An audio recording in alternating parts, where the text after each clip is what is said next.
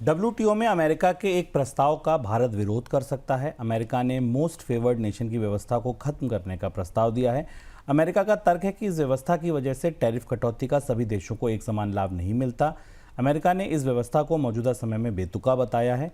वहीं भारत इस व्यवस्था को डब्ल्यूटीओ की बुनियादी संरचना का हिस्सा मानता है। सर, क्या प्रस्ताव दे रहा है अमेरिका? पहले तो यही समझना चाहेंगे। देखिए, हम हर हफ्ते एक चीज सुनते हैं कि भारत और अमेरिका के बीच डील अब हुई कि तब हुई, और उसी हफ्ते के खत्म होते होते भारत और अमेरिका के बीच व्यापार के मंच पर टकराव की एक नई सुर्खी बन जाती।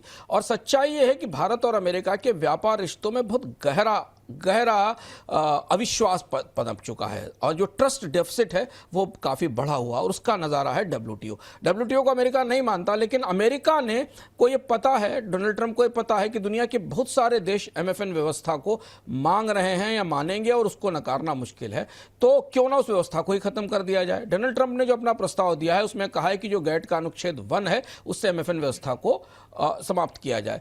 अमेरिका का कहना है कि एमएफएन जो है वो किसी भी देश की जो आर्थिक रणनीतिक रियलिटीज हैं उनसे अलग है। मतलब इसे ऐसे समझिए कि जब आप एमएफएन व्यवस्था डब्ल्यूटीओ के हिस्से होते हैं और आप किसी एक देश के लिए अगर रियायती या कुछ खास तरीके की सुविधाएं देते हैं तो उसे अन्य देशों के साथ भी देना पड़ता है। ये एमएफएन की व्यवस्था है, तर्क है। तो उस डोनाल्ड ट्रंप ये चाहते हैं कि वो हर देश के साथ अलग अलग तरीके की डील करें, जो उन्होंने की है। किसी से उन्होंने इन्वेस्टमेंट लिया है, किसी को उन्होंने चावल बेचा है, किसी को उन्होंने कॉर्न बेचा है, सोयाबीन बेचा है, कहीं से पैसा लाकर अमेरिका में निवेश कराया है। ये पूरी व्यवस्था एमएफएन के तहत हमेशा चैलेंज की जा सकती है और चैलेंज हो रही है, इसलिए वो इसे खत्म कराना चाहते हैं। और एमएफएन के तहत एक रियायत को सभी देशों को, सभी सदस्य देशों को देने की शर्त खत्म करना चाहते हैं, ताकि वो टिपिकल बायलैटरल डील्स कर सकें, जो बहुपक्षीय व्यापार व्यवस्था है, जिसको मल्टीलेटरल सिस्टम कहते हैं, उससे बिल्कुल अलग है।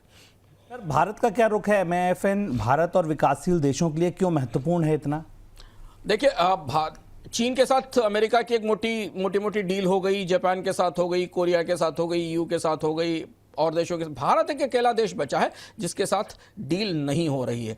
भारत तो डब्ल्यूटीओ के भीतर, जो मेरे सूत्र जिनसे बात हो रही, भारत डब्ल्यूटीओ के भीतर एक कोशिश कर रहा है कि जिस तरीके की दरें एशिया की अन्य अर्थव्यवस्थाओं को दी गई हैं वैसी ही एमएफएन की व्यवस्था के तहत भारत को दी जाए। तो भारत का कहना यह है कि विकासशील देशों को बराबरी का दर्जा मिले, इसीलिए डब्ल्यूटीओ बनाया गया था, और डब्ल्यूटीओ में एमएफएन की व्यवस्था इसके बुनियादी व्यवहार का हिस्सा है कि किसी भी तरीके के व्यापार वार्ताओं में सौदेबाजी नहीं की जा सकती, जो डोनाल्ड ट्रंप खुलकर करते हैं कि